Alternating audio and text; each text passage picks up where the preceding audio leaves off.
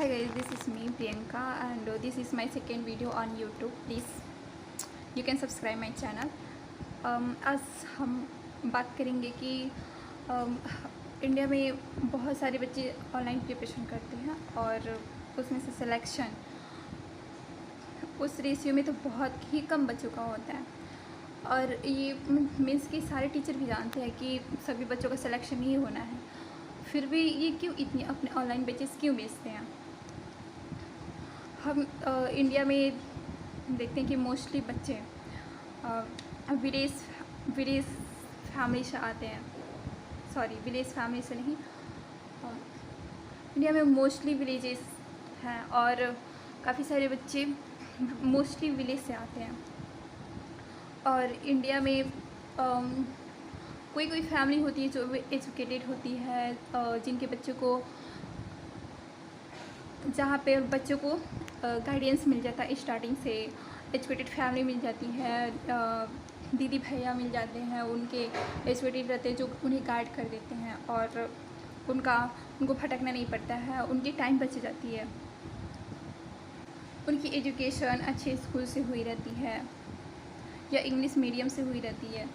उनके वो काफ़ी सारी चीज़ें एज़ कम्पेयर टू जो बच्चे की एजुकेशन अच्छी नहीं हुई होती है, उसके कंपैरिजन में उनको काफ़ी सारी चीज़ें पहले से अच्छी मिल जाती है, जिसकी वजह से उनको बाद में ज़्यादा टाइम वेस्ट नहीं करना पड़ता।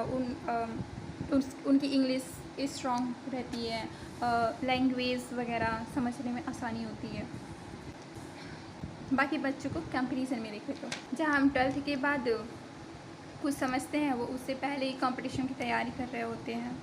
बहुत सारे या हम कह सकते हैं कि ऐसे एरिया से आते हैं, ऐसे फैमिली से आते हैं जहाँ पे उनकी फैमिली को कुछ पता नहीं होता इतना कुछ कंपटीशन के बारे में, क्या एजुकेशन होता है, क्या डिग्री होती है, क्या कंपटीशन होता है, क्या प्रिपरेशन होता है, क्या एग्ज़ाम होते हैं। प्रिपरेशन का तो उनको पी भी नहीं पता होता है, ना फैमिली को ना बच्चों को। बच्चे कहीं से जानते हैं तो फिर वो प्रिपरेशन स्टार्ट करते हैं। कहीं ऐसा होता है किसी की फैमिली सपोर्ट करती है और फिर कहीं किसी की फैमिली सपोर्ट नहीं करती है अगर बच्चा प्रिपरेशन स्टार्ट करता है तो इंडिया में तो ऐसा भी होता है कि किसी की फैमिली जॉइंट होती है।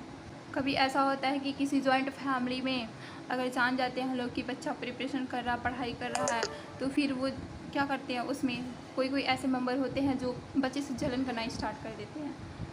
वो देख नहीं पाते कि बच्चा पढ़ रहा है तो उनको सहा नहीं जाता ये सारी चीज़ें। अब जलन वाले माहौल में कोई कैसे पढ़ेगा, वहाँ रहने का दिल नहीं करता, तो फिर कोई पढ़ाई कैसे करेगा। और किसी फैमिली में तो बच्चों को हेल्प करानी पड़ती है अपने पेरेंट्स की, और लड़कियों को तो ऑफ कोर्स खाना बनवाने में हेल्प करनी पड़ती है। अगर लड़कियां हेल्प ना कराएं खाना बनवाने में तो फिर उनको ताने सुनने को मिलने लगते हैं कि काम नहीं करती है, सिर्फ पढ़ती है। अब फिर ऐसे भी होने लगता है कि काम करने के डर से पढ़ती है। ऐसा मेरे साथ बहुत हुआ है, मैं बहुत सारा ऐसा सुनी हूँ। फिर दूसरी लड़कियों से कंपैरिजन करने लगते हैं कि उनकी लड़की तो घर का सारा काम करती है। गांव में रिश्तेदारों में शिकायतें होने लगती है कि ये काम नहीं करती है,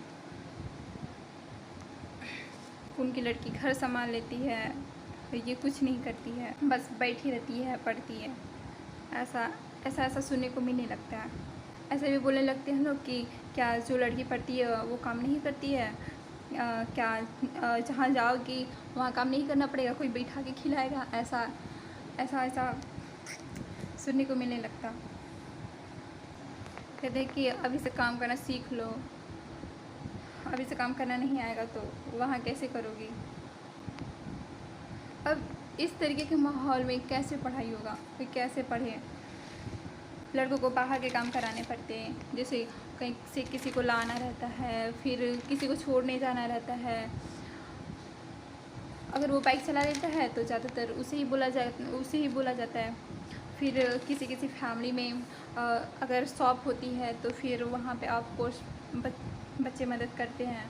और फिर बच्चे को भी नहीं देखा जाएगा कि मेरे पेरेंट्स ही अकेले कर रहे हैं, फिर उनको भी हेल्प करानी पड़ती है।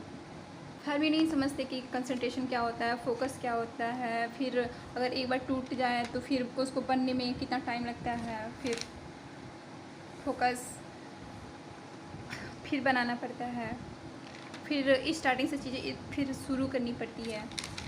वो समझते हैं कि क्या करना ही है, बस काम करा ले, फिर बाकी दिन तो पढ़ा ही है, फिर पढ़ना ही है सारी पूरा दिन। और जॉइंट फैमिली है तो काम ना करो तो फिर जलन ही स्टार्ट कर देते हैं वो लोग। अगर हमारा फोकस बन गया है, फिर किसी काम के लिए बुलाते हैं तो फोकस बन जाता है, तो फिर जाने का दिल नहीं करता है कि फिर अब पढ़ने बैठ गया है, कंसंट्रेशन बन जाता है, तो फिर उठ के जाने का मन नहीं करता है। लेकिन फिर अजीब सा लगता है कि वो लोग गुस्सा होंगे, तो फिर जाना पड़ता है, काम कराना पड़ता है। खुद को अजीब सा फील होने लगता है कि वो लोग फिर नेक्स्ट कोई ताने ना सुनाने लगे। अब ऐसे माहौल में पढ़ाई करना होता है। अब पढ़ने के लिए फैमिली बच्चे बहुत मुश्किल से अरेंज करते हैं, ऑनलाइन बैचेस के लिए भी। इन्हें अब इंडिया में तो ऐसे सिचुएशन में प्रिपरेशन करना होता है, वो भी नॉर्मल पढ़ाई नहीं, कंपटीशन लेवल की पढ़ाई करनी होती है इस तरीके की सिचुएशन में, और ऊपर से ऐसे कंट्री में।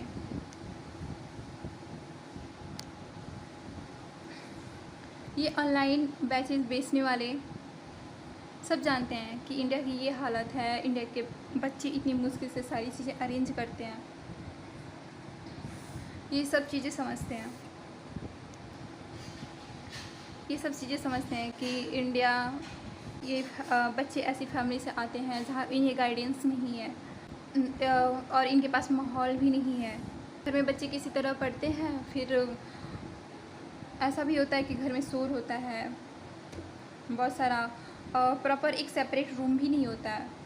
बच्चों को पढ़ना कैसे है, कंपटीशन की तैयारी कैसे करनी होती है, फिर भी वो अपने बैचेस बेचते हैं। क्या वो ये सोच के बेचते हैं कि बच्चा ऐसे माहौल से पढ़ ले और फिर अपनी मम्मी पापा की फैमिली की लाइफ बदल दे और वो आगे निकल जाए? क्या आपको ऐसा लगता है? जो इंसान जान रहा है कि ज़्यादातर बच्चों के पास कंपटीशन वाले इन्वायरमेंट नहीं है, नॉर्मल पढ़ाई के भी इन्वायरमेंट नहीं है, फिर भी वो अपने बैचेस बेच रहा है, क्यों? बस मेरी बैचेस ले ले किसी तरह। ऐसे सिचुएशन में भी आपको बहुत सारे बच्चे कंपटीशन निकालते हैं, नो डाउट, लेकिन उनकी फैमिली सपोर्टिव होती है, उनके लिए कॉपी किताब और बैचेस अरेंज करने के लिए उनकी सपोर्टिव फैमिली होती है, उन्हें मोटिवेट करने के लिए उनकी फैमिली होती है, उन्हें टाइम मिलता है खुद पे काम करने के लिए। कुछ बच्चों को गाइडेंस मिल जाता है और कुछ बच्चों को गाइडेंस नहीं मिल पाता, तो वो टीचर के मदद से, टीचर के गाइडेंस में भी कंपटीशन निकाल लेते हैं। इन्हीं कुछ बच्चों को लेके पूरे शहर में डंका पीटा जाता है और उन्हीं के नाम पे मैनिपुलेट किया जाता है कि इसने कर लिया तो तुम भी वैसे कर सकते हो, जबकि उन्हें पता होता है कि इनकी फैमिली मेम्बर कैसी है और इनका इन्वायरमेंट कैसा है। इनके पास गाइडेंस भी नहीं है और कोई समझने वाला भी नहीं है, कुछ डाउट आए तो कोई बताने वाला नहीं है। फिर भी वो ये सब देख के मैनिपुलेट हो जाते हैं और बैचेस लेते हैं कि हम भी कर लेंगे, और मैनिपुलेट होकर ड्रॉप भी लेते हैं क्योंकि वो सोचते हैं कि ऐसे भी हमारे पास पैसे नहीं है किसी कोर्स में, किसी अच्छे कोर्स में एडमिशन लेने के लिए, इससे अच्छा कि ड्रॉप लेके प्रिपरेशन कर लो और निकल जाएगा। ये ऑनलाइन बैचेस बेचने वाले सब जानते हैं कि नहीं निकलेगा, क्योंकि उस बच्चे को प्रॉपर टाइम ही नहीं मिला है, प्रॉपर गाइडेंस ही नहीं मिल रहा है अपने ड्रीम के लिए। फिर भी वो अपने बैचेस बेचते हैं। क्या वो हमारी फ़िक्र करते हैं? अगर इतनी फ़िक्र करते हैं तो फिर वो ऑफ़लाइन बैचेस क्यों नहीं देते हैं सस्ते में? ऑफ़लाइन बैचेस इतनी महंगी क्यों है? सब्सक्राइब कर लेना दोस्तों। मेरे पास माइक नहीं है तो वॉइस थोड़ी स्लो है। Thank you.